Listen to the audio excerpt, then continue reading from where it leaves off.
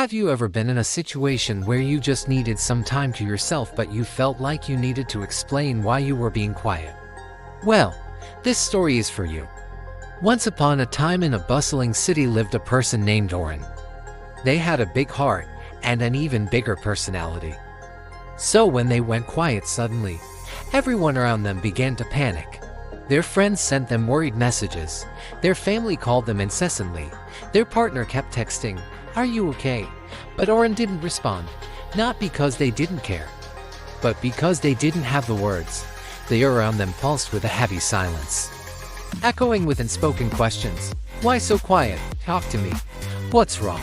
The pressure mounted with each passing moment, and yet Auren remained silent. They needed time to sort through their thoughts, to find the words, to make sense of the jumble in their head. But the world didn't understand that. All they saw was a long string of unanswered messages and a dwindling battery life. Where are they? Why aren't they answering? Are they ignoring us? The questions swirled around Auren like a never-ending storm. But amidst the chaos, Auren found solace in the quiet. They took a deep breath, letting the silence stretch, refusing to shrink in the face of the world's noise.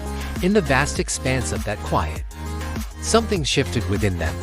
They didn't have all the answers, but in the absence of words, they found understanding. They walked through the quiet streets, their steps echoing softly on the pavement. There was no angry shout, no bitter explanation, no apology. They simply existed in the hush of the afternoon, letting the silence be their guide. As days turned into weeks, others began to follow Auren's lead. Some rested in the quiet moments, finding solace in the gentle lull. Others reflected on the noise they'd made, realizing the deafening impact of their words and actions.